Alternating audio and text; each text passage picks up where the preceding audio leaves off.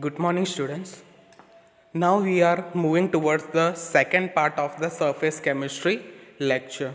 Okay, तो कल अपनों ने surface chemistry का introduction देखा था and what do you mean by surface chemistry? What is adsorption? What is physical adsorption, chemical adsorption and all that physisorption, chemisorption का difference between देखा था and what are the applications of adsorption in our day to day life. तो basic introduction हो गया. Now we are moving towards the second part of this video lecture.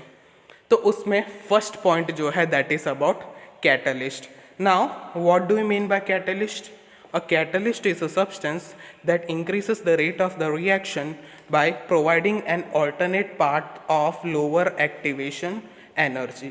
मतलब catalyst एक ऐसा substance है जो रिएक्शन का रेट इंक्रीज करता है, which increases the rate of the reaction. कैसे? एक्टिवेशन एनर्जी है, रिएक्शन का जो एक्टिवेशन एनर्जी है उसको कम करके. तो जैसे ही एक्टिवेशन एनर्जी कम होगा, what will happen? The rate of the reaction will increase. Catalyst का नेचर आपको पता है कि वो रिएक्शन में भाग नहीं लेता.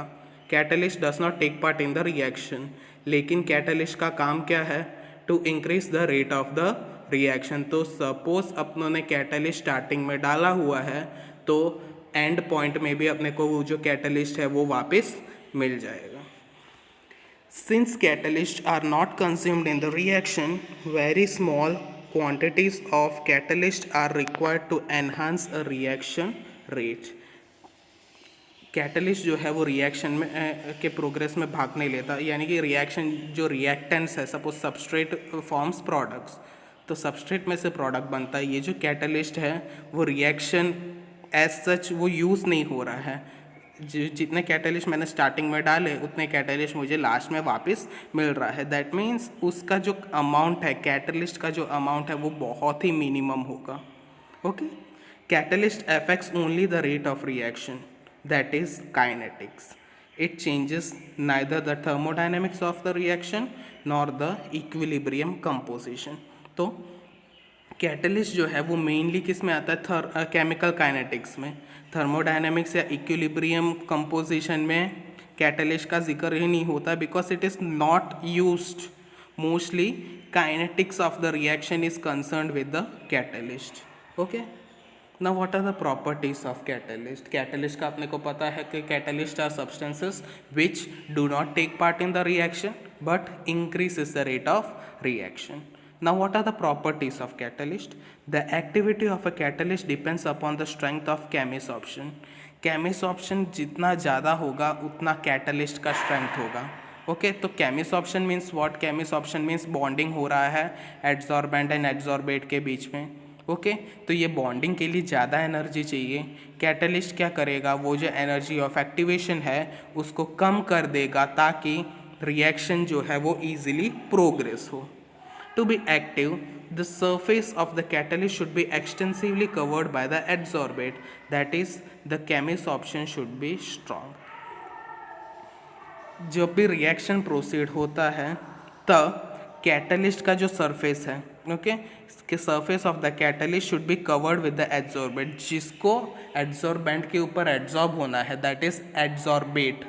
एडसॉर्बेट कैटलिस्ट के सराउंडिंग में बहुत ज़्यादा अमाउंट में होने चाहिए ताकि केमिसॉर्प्शन जो प्रोसेस हो रहा है वो स्ट्रांगली हो सके.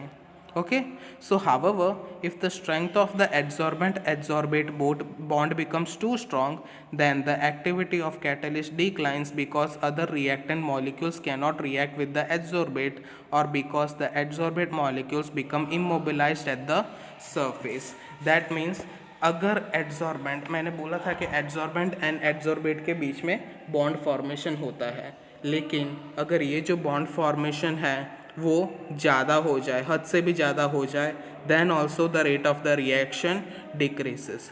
दैट मीन्स जो भी प्रोसेस हो रहा है वो what to say it should take place in an average condition. Neither कम होना चाहिए या ज़्यादा होना चाहिए, मीडियम कंडीशंस में होना ज़रूरी है. It is observed that the catalytic activity increases from group 5 metals to group 11 with maximum activity shown by 7 to 9 elements of the periodic table. अब आपको पता है कि periodic table is made up of elements, periodic table में groups होता है and periods होता है. ओके, सो जो मेटल्स ग्रुप नंबर 5 से ग्रुप नंबर 11 में के बीच में होते हैं वो सबसे ज़्यादा कैटालिटिक एक्टिविटी एक्सिबिट करते हैं. एंड उसमें भी 5 से 11 के जो ग्रुप हैं उसमें भी 7 से 9 वाला जो है वो मोस्ट एक्टिव है. It shows most proportion of catalytic activity. Now, what do you mean by enzyme catalyst? Okay, so enzymes are macromolecules, usually proteins produced in living systems, which acts as catalyst in physiological reaction. तो enzyme क्या है? Catalyst ही है, one type of catalyst ही है. लेकिन ये जो catalyst है अपने बॉडी के अंदर काम करता है, लिविंग ऑर्गेनिजम्स के अंदर. तो the catalyst which are taking place in the human body या any living body, then it is known as enzyme. उसका जो फंक्शन है वो कैटलिस्ट का ही है, लेकिन वो बॉडी के अंदर हो रहा है, ऑर्गेनिज्म के अंदर हो रहा है, इसीलिए उसका नाम है enzyme. Okay, the striking characteristics of enzyme are the catalytic power and specificity.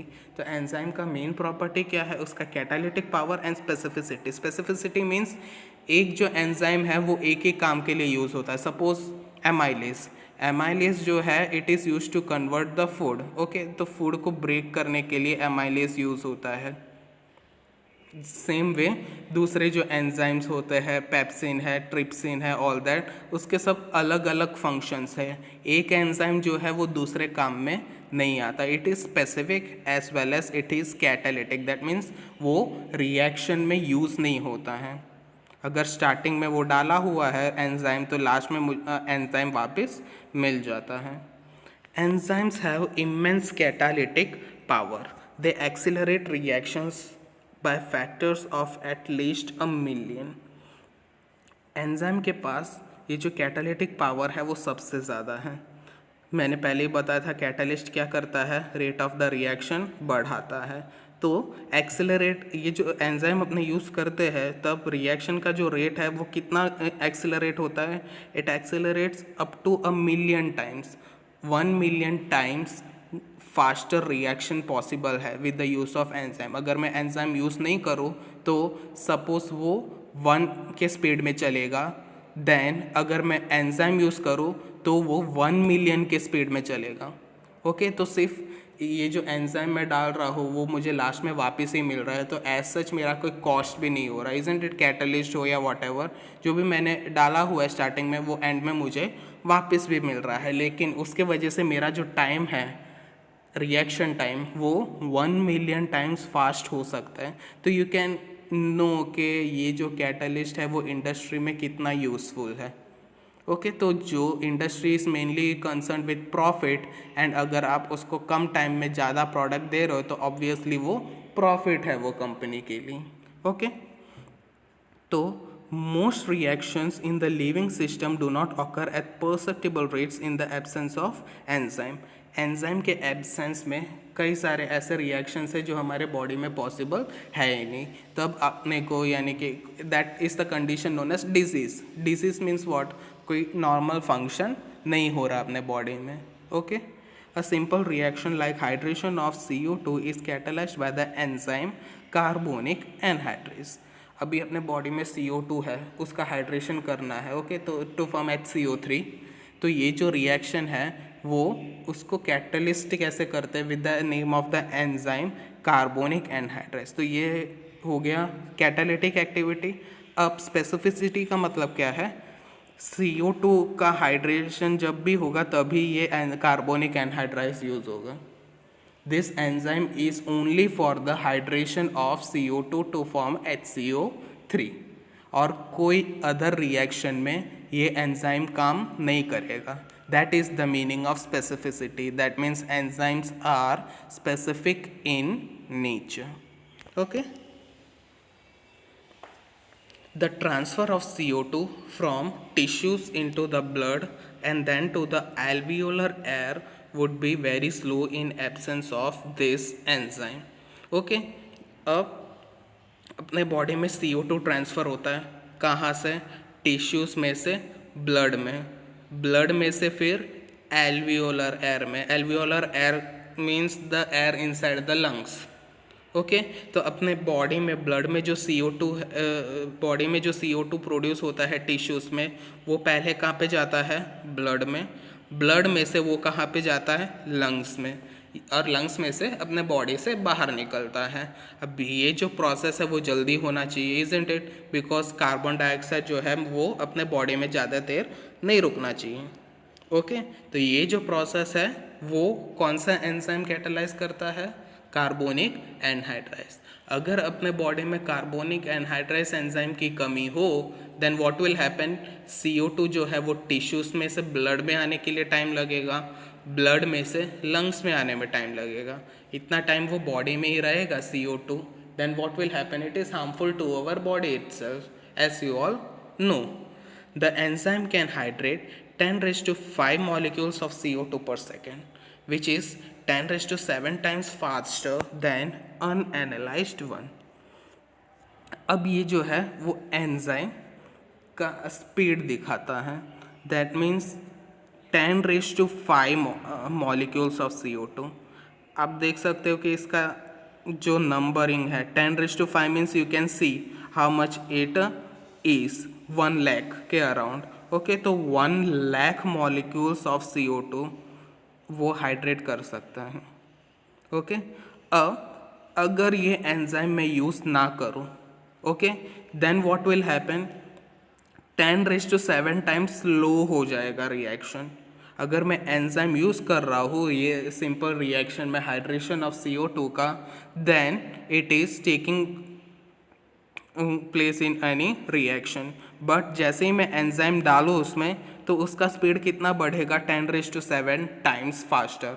और अगर मैं एंजाइम को निकाल दूँ तो वो 10 raised to 7 टाइम्स स्लोअर हो जाएगा. सो ये 10 raised to 7 आप ज़ीरो के हिसाब से लिखोगे तभी आपको पता चलेगा कि कितना ह्यूज अमाउंट है. And times means not plus, multiply by 10 raised to 7 times means you can know कि रिएक्शन कितना फास्ट होता है. You can imagine that. Okay, so you can understand what is the importance of catalyst in our day-to-day life and enzymes in our body. Now, what are the factors affecting enzyme activity? First factor is the effect of pH. pH का कौन सा असर होता है enzyme activity में? First is binding of substrate to the enzyme. तो pH किस में इफ़ेक्ट करता है? फर्स्ट ऑफ ऑल सबस्ट्रेट और एंजाइम के बीच में एंजाइम सबस्ट्रेट कॉम्प्लेक्स बनता है, 11th स्टैंडर्ड में आया हुआ है. तो ये जो एंजाइम सबस्ट्रेट कॉम्प्लेक्स फॉर्मेशन है वो मेनली pH के ऊपर डिपेंडेंट है. Okay, ionisation state of catalytic amino acid residue side chains. Amino acid residue side chain जो बनता है अपने बॉडी में उसका आयनाइजेशन स्टेट भी वो डिटरमाइन करता है. कौन डिटरमाइन करता है? pH of the solution. Then ionisation of the substrate is also determined by the pH and variation in protein structure. अगर pH में कोई चेंज हुआ ड्यूरिंग द रिएक्शन और इन अवर बॉडी, देन अपने बॉडी में जो प्रोटीन्स बन रहा है वॉट एवर इट इज़, जो भी प्रोटीन बन रहा है उसके स्ट्रक्चर में वेरिएशन आ जाएगा. सो यू ऑल नो के pH जो है वो कितने इंपॉर्टेंट है in our body also and in the reactions also. आप जब लेबोरेटरी में काम करते हो तब आपने देखा होगा कि कई लोगों के अच्छे कलर आते हैं रिएक्शन में, कई लोगों का प्रोडक्ट ज़्यादा आता है, अच्छा आता है और आपका नहीं आता. रीज़न क्या होगा? The main reason is maintenance of pH. अगर pH मेंटेन हो रहा है रिएक्शन में then the reaction will proceed in a very good way. But अगर pH मेंटेन नहीं हो रहा है आपके रिएक्शन में, that means it will not take place easily and the reaction will also not take place in a good way.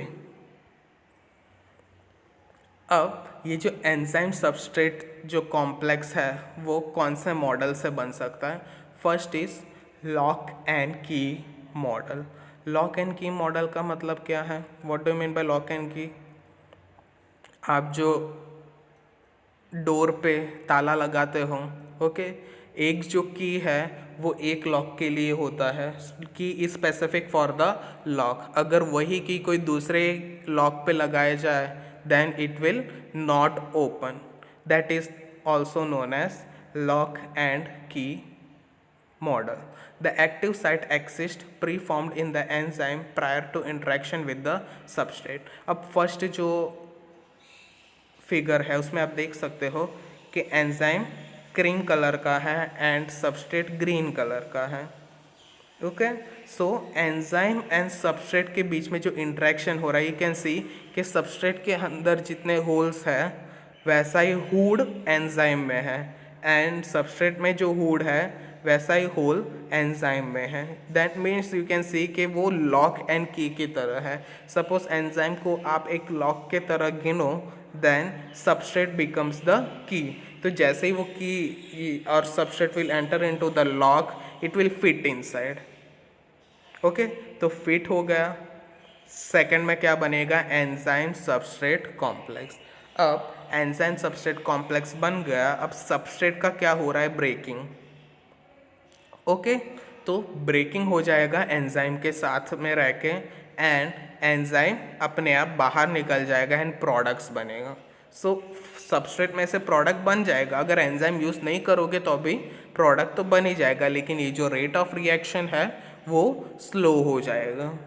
But with the addition of enzyme, what is forming intermediate state form हो रहा है, that is the enzyme substrate complex, and this enzyme substrate complex is very much useful for the progress of reaction to increase the rate of the reaction. तो substrate में से product बन गया है। Now second is induced fit model. Okay, तो induced fit model means the enzyme undergoes a conformational change upon initial association with the substrate, and this leads to the formation of active site. अब ये जो है induced fit model, इसमें enzyme जो है वो थोड़ा उसमें थोड़े चेंजेस आ सकते हैं। चेंजेस आएगा जिसके वजह से एक्टिव साइट का फॉर्मेशन होगा, उसके बारे में अपने बाद में देखते हैं। बट अभी आप ये याद रखो कि मॉडल्स कितने हैं। First model is lock and key model and second is induced fit model. So you can see के सबस्ट्रेट जो है वो येलो कलर का है एंड एंजाइम जो है वो पर्पल कलर का है। सबस्ट्रेट में एक बॉन्ड है सिंगल बॉन्ड, एंड एंजाइम में देखो एक्टिव साइट है।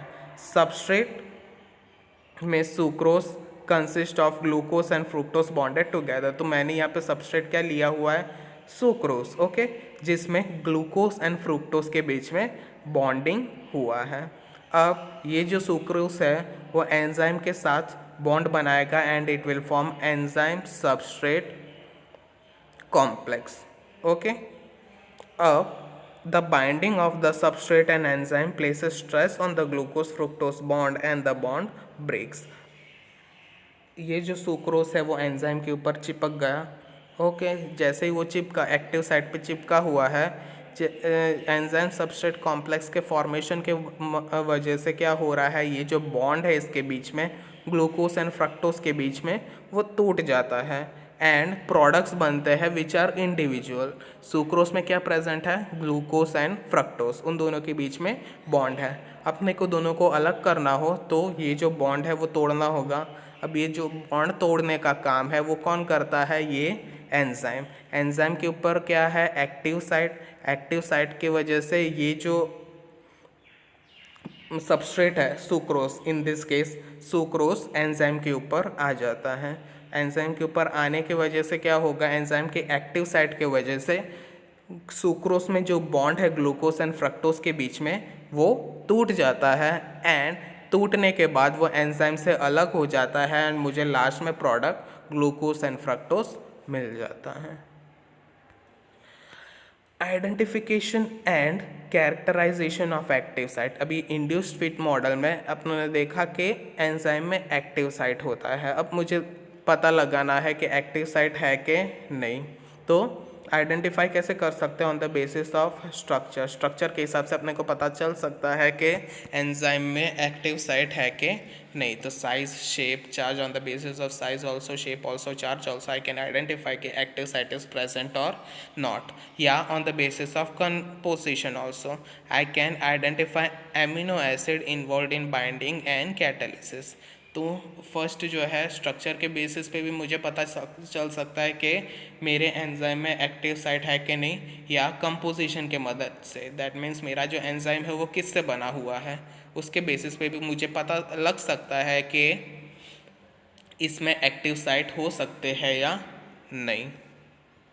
Now we are moving towards next topic, that is zeolite. Shape selective catalysis by zeolite. Zeolites जो है that is a substance which comes under shape selective catalysis. Now what is shape selective catalysis, वो अपने आगे देखते हैं। Shape selective catalysis are those reactions that depend on the pore structure of the catalyst and the size of the reactant and product molecules. So what do you mean by shape selective catalysis? वो reaction जिसमें catalyst में pore structure means holes, catalyst में अगर holes है वो whole and reactant product का जो size है उसके बेसिस पे जो रिएक्शन प्रोसीड होता है, दैट मीन्स कैटलिस्ट के अंदर वो जो रिएक्टेंट है या जो प्रोडक्ट है वो उसके होल के अंदर या पोर्स के अंदर फिट हो सकता है कि नहीं। ओके, जब भी वो फिट हो रहा है then that is known as shape selective catalysis. तो ये जो है कैटालिस्ट सबस्ट्रेट का रिलेशन है वो मेनली कैसा है, shape of the reactant and product. Okay, तो इसका नाम क्या है, shape selective catalysis. In such reaction zeolites are used as a catalyst. जब भी ये जो पोर के रिलेटेड होता है कैटालिसिस तो मोस्टली अपने क्या यूज़ करते हैं, zeolites. What are zeolites? Zeolites are microporous aluminosilicates. Aluminosilicate के अंदर अपने पोर्स डाले, pores means holes, microporous that means छोटे छोटे सूक्ष्म बोल सकते हो उसको, माइक्रोपोरस एल्यूमिनोसिलिकेट्स। तो what are zeolites? Zeolites are microporous aluminosilicates. उसका जनरल फॉर्मूला क्या है, MX⁻N AlO2X SiO2Y.Z। तो ये AlO2.SiO2 ये क्या है, एल्यूमिनोसिलिकेट, जिसके अंदर कई सारे पोर्स होते हैं। Okay, so H2O.ZH2O where N is the charge of the metal cation. यहाँ पे जो N लिखा हुआ है वो मेटल कैटायन का चार्ज है, M+N। M जो है मेटल कौन सा यूजुअली होता है, सोडियम हो सकता है, पोटेशियम आयन हो सकता है या कैल्शियम आयन हो सकता है। एंड Z जो है फॉर्मूला का, what is the Z? Z ये दिखाता है कि जियोलाइट के अंदर कितने वाटर मॉलिक्यूल्स अटैच्ड है, इसलिए ZH2O लिखा हुआ है। वो चेंज हो सकता है depending upon the temperature also. अगर टेम्परेचर ज़्यादा है then what will happen, zeolites में से थोड़े वाटर मॉलिक्यूल्स इवॉपरेट हो सकते हैं। एंड अगर मॉइस्चर कंटेंट है, डैम्प एटमोसफियर है, जैसे कि अभी का चल रहा है मॉनसून का टाइप, तो क्या होगा, एटमोसफियर में से मॉइस्चर जो है वो जियोलाइट एब्जॉर्ब कर लेगा। तो ये जो .ZH2O है वो फॉर्मूला में वेरिएबल है, because the molecules of water attach to zeolites में vary depending upon the temperature. The characteristics of zeolite is the openness of Al2O2 and framework. Zeolites का जो कैरेक्टरिस्टिक है वो किसके ऊपर डिपेंडेंट है, कितना ओपन है Al2O2 का, AlO2 का जो फ्रेमवर्क है वो कितना ओपन है, दैट मीन्स कितने पोर्स है उसके अंदर, उसके ऊपर इसका कैरेक्टरिस्टिक डिटरमाइंड है। In this framework some of the silicon atoms are replaced by aluminium atoms. AlO2 का जो फ्रेमवर्क है उसमें क्या होता है, AlO2 है, AlO2 का एक स्ट्रक्चर बन गया, एक फ्रेमवर्क बन गया। अब ये जो स्ट्रक्चर है उसमें से थोड़े बहुत सम वॉट एल्यूमिनियम को बाहर निकाल देना है एंड एल्यूमिनियम के बदले सिलिकॉन Si को डाल देना है, सिलिकॉन एटम्स को। Zeolites are found in nature and they are also synthesized for their catalytic selectivity. Zeolites जो है वो नेचर में एज फ्री स्टेट भी मिला जाता है एंड वो इसका सिंथेसिस भी होता है for their catalytic selectivity. Okay, तो कैटालिसिस में ये इतना इम्पॉर्टेंट है कि वो नेचुरली भी अपने को नॉर्मली भी मिल जाता है जियोलाइट एंड अपने लेबोरेटरी में भी सिंथेसाइज कर सकते हैं. Because of the 3-dimensional cage like structure, zeolites can be used as ion exchange materials and selective adsorbents. 3-dimensional structure zeolites का कैसा है?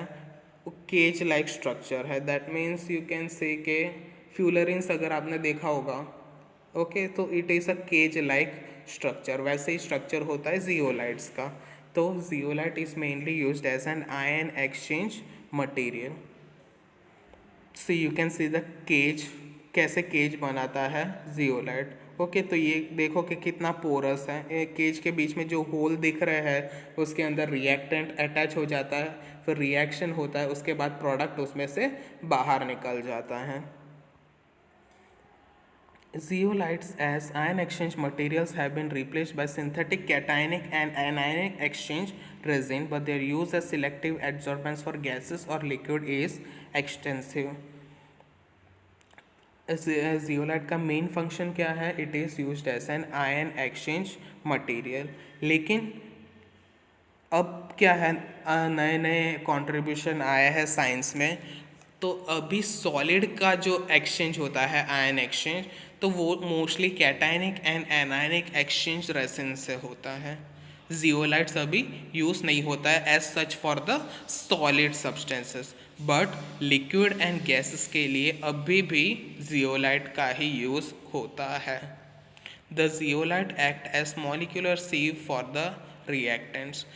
मॉलिक्यूलर सीव मतलब जैसे रेती में से स्टोन सेपरेट करने के लिए अपने सीव यूज़ करते हैं, वैसे ही जियोलाइट क्या करता है? It is used for as a sieve. It acts as a sieve for the reactants. Reactants को वो यानी कि एक ही साइज़ का रिएक्टेंट एक साइड हो जाएगा, ऐसे वो सीव कर देगा. Okay, to achieve this zeolites are heated in vacuum so that the water of hydration is lost. तो ये जो सीव बनाना है, दैट मीन्स माइक्रोपोरस स्ट्रक्चर बनाना होगा, तो सबसे पहले उसके अंदर जो वाटर कंटेंट है वो दूर करना होगा. वाटर कंटेंट कैसे दूर करोगे? By heating. Heating in a vacuum. तो वैक्यूम में हीट करोगे तो क्या होगा? वाटर मॉलिक्यूल्स जो जियोलाइट्स में प्रेजेंट है वो निकल जाएगा. Once the water is removed, एक बार पानी निकल गया, तब जियोलाइट पोरस हो जाएगा. दैट मीन्स उसमें पोर्स आ जाएंगे. माइक्रोपोरस स्ट्रक्चर है, तो मेरे पास पहले जियोलाइट है जिसमें .ZH2O वाटर मॉलिक्यूल्स है. अब उसको मैंने गर्म किया तो क्या हुआ? वाटर मॉलिक्यूल्स उसमें से निकल गए. जैसे ही वाटर मॉलिक्यूल्स निकल गया तो जियोलाइट जो है वो और पोरस हो गया. ये जो पोर साइज़ है वो माइक्रोपोरस है एंड उसका जो साइज़ है that is around 260 to 740 picometre. 260 और 740 पिकोमीटर के रेंज में वो पोर्स बनता है. The size of the porous cavities influence the catalytic activity of the catalyst. अब ये जो साइज़ है वो डिसाइड करता है कि कैटालिसिस, ये जो रिएक्शन है वो कितना जल्दी होगा या कितना स्पीडीली होगा. Only those molecules can be adsorbed into the pores whose size are small enough. Obvious है, अब पोर्स के अंदर ये इतना छोटा पोर है, उसके अंदर कैसे रिएक्टेंस आ सकते हैं जिसका साइज उतना हो. ओके, तो यू कैन सी कि जो रिएक्टेंस जिसका साइज 260 से 740 के बीच पिकोमीटर के बीच में है, वही रिएक्टेंस ये जियोलाइट्स के साथ अटैच हो सकते हैं. This facilitates the molecules to enter the cavities and leave easily. अब रिएक्टेंस भी छोटे ही हो, पोर्स भी छोटा है, तो वो पोर्स जल्दी अंदर एंटर भी कर सकते हैं जियोलाइट्स के अंदर एंड वो बाहर भी जल्दी निकल सकता है. सो जियोलाइट्स एक्ट एज सिलेक्टिव एड्सॉर्बेंट्स. तो सिलेक्टिव एड्सॉर्बेंट्स मीन्स व्हाट? जो भी रिएक्टेंस का साइज जो है वो 260 या 740 के बीच में है, वही ये जियोलाइट्स के साथ रिएक्शन करेगा. That means it is selecting the reactants. कोई भी रिएक्टेंस इसके साथ रिएक्शन नहीं करेगा. Which has the size in the range of 260 to 740 picometre. That they will undergo this reaction. Okay, so these are selective. Depending upon the nature of the reactants and products, molecules relative to the size of the cavities of zeolites reaction occur in a specific manner. अब reactants and products का जो size है compare to the cavities of zeolites, zeolites में जो cavity है उसके relation में reactant and product select होता है, एंड वो जो शेप सिलेक्टिव कैटालिसिस हो रहा है वो स्पेसिफिक भी है, that means it takes place in a specific manner. Example एक देख लेते हैं. Alcohols are converted into gasoline using zeolite catalyst ZSM5. अब एल्कोहल में से मुझे गैसोलीन बनाना है. ओके, रिएक्शन प्रोसीड करना है तो मुझे कौन सा कैटलिस्ट यूज़ करना होगा? ZSM5. It is a very important catalyst और वो बहुत फेमस भी है. ZSM5 का फुल फॉर्म क्या है? जियोली सीव ऑफ मॉलिक्यूलर पोरोसिटी 5. ओके, तो इसमें इसका मतलब ये हुआ कि ये जो जियोलाइट है उसका मॉलिक्यूलर पोरोसिटी क्या रेंज क्या है? 5, नंबर 5. द फॉर्मूला, जैसे आपने वॉटमैन फिल्टर पेपर देखा है, नंबर 1, नंबर 2, नंबर 41, 42, वैसे ही जियोलाइट का नंबर ZSM5 जो है वो किस में काम आता है? एल्कोहल में से गैसोलीन बनाने के लिए. अब फॉर्मूला क्या है ZSM5 का? HX AlO2X SiO2 96-X dot 16H2O. Okay, so this is the formula, molecular formula of ZSM5. उसका short form क्या है? ZSM5, and the full form is zeoli sieve of molecular porosity. The alcohol is dehydrated in the cavities by protons and this results in gasoline. अब ये जो reaction है alcohol में से gasoline बनने का, उसमें मेन क्या होता है? अल्कोहल को डिहाइड्रेट किया जाता है. दैट मीन्स अल्कोहल के अंदर जो वाटर मॉलिक्यूल्स है उसको बाहर निकाला जाता है. कहाँ पे डिहाइड्रेट होता है? कैविटीज़ में. जियोलाइट का जो कैविटी है, जो भी पोर है, जो होल है, उसके अंदर अल्कोहल पहले आ जाता है. अब अल्कोहल में से क्या हो रहा है? वाटर मॉलिक्यूल रिमूव हो रहा है. जैसे ही अल्कोहल में से वाटर मॉलिक्यूल रिमूव होगा then it will result in the formation of gasoline. Zeolites are used in cracking long chain hydrocarbons in the petrochemical industry. Okay, तो जियोलाइट्स का काम क्या होता है?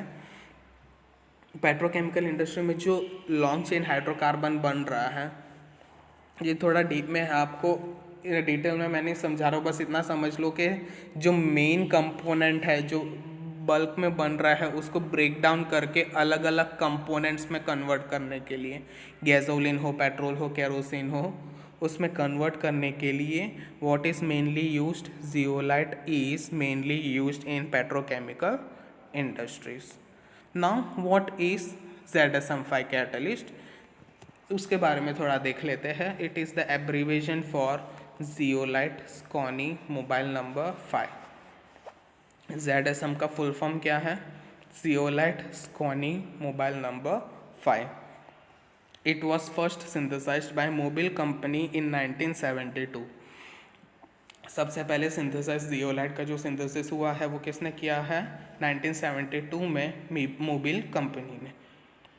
It replaces many homogeneous catalysts were used in many petrochemical processes. तो इससे पहले जो कई कैटलिस्ट यूज़ होते थे होमोजीनियस कैटलिस्ट, उसको रिप्लेस कर दिया है ZSM5 में. ZSM5 में दो टाइप के पोर्स होते हैं. एक का डायमीटर होगा 5.6 एंगस्ट्रॉम एंड दूसरे टाइप के जो पोर्स है that is of the diameter 5.4 angstrom. Okay, so ये जो पोर्स दिखते हैं जियोलाइट्स में वो दो टाइप के हो सकते. तो that is first with the diameter of 5.6 angstrom and second with the diameter of 5.4 angstrom. whereas zeolite Y has the diameter of 7.4 angstrom. ZSM5 में जो पोर्स होता है उसका साइज़ कितना होता है? 5.6 angstrom and 5.4 angstrom. But zeolite Y जो है, जो दूसरे टाइप का जियोलाइट है, उसमें पोर साइज़ का डायमीटर कितना है? 7.4 angstrom. Now what are the properties of ZSM5?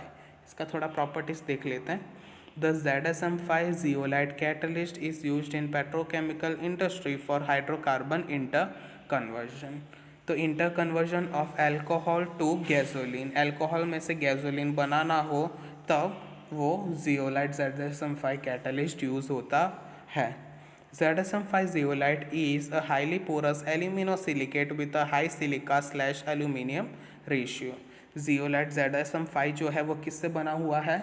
एल्यूमिनोसिलिकेट से. एल्यूमिनोसिलिकेट जिसमें कई सारे पोर्स है एंड जिसमें सिलिका एंड एल्यूमिना का जो रेशियो है वो कई सारे हैं. बहुत सारे सिलिका एंड बहुत सारे एल्यूमिना के जो मॉलिक्यूल्स है वो एक साथ जुड़ जाते हैं and it is forming the ZSM5 catalyst. It has an interesting 2-dimensional pore structure. Okay, तो ये जो पोर स्ट्रक्चर या केज स्ट्रक्चर बन रहा है ZSM5 जियोलाइट का वो 2-dimensional है. एल्यूमिनियम साइड्स जो है वो एसिडिक है, इसके वजह से जियोलाइट का जो एसिडिटी है वो ज़्यादा है. The reaction and catalysis chemistry of ZSM5 is due to this acidity. ZSM5 का जो कैटालिटिक प्रॉपर्टी है या जो एंजाइमेटिक प्रॉपर्टी है वो किसके वजह से है? एल्यूमिनियम का acidic property.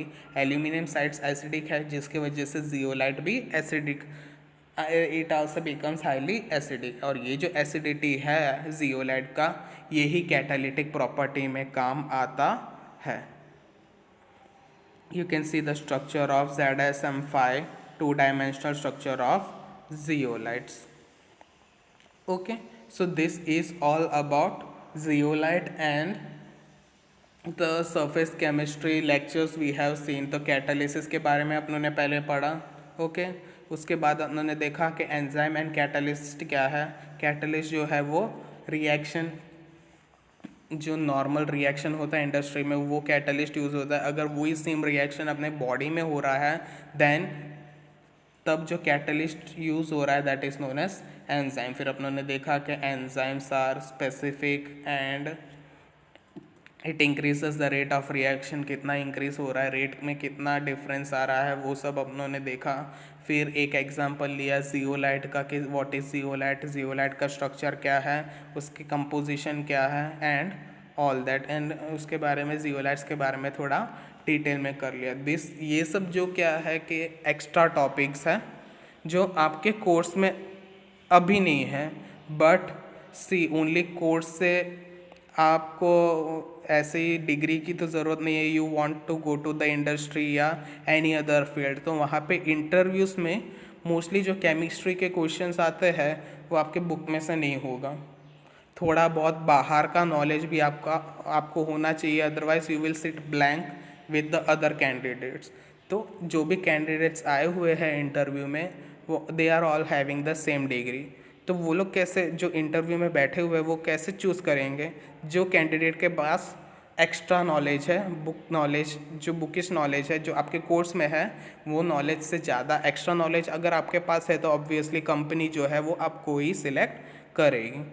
From the exam point of view हाँ इट इज़ के ये आपके काम नहीं आएगा, but from the interview point of view you have to know all this basic. और ये जो सब टॉपिक्स है वो सब 11th और 12th में आ चुका है.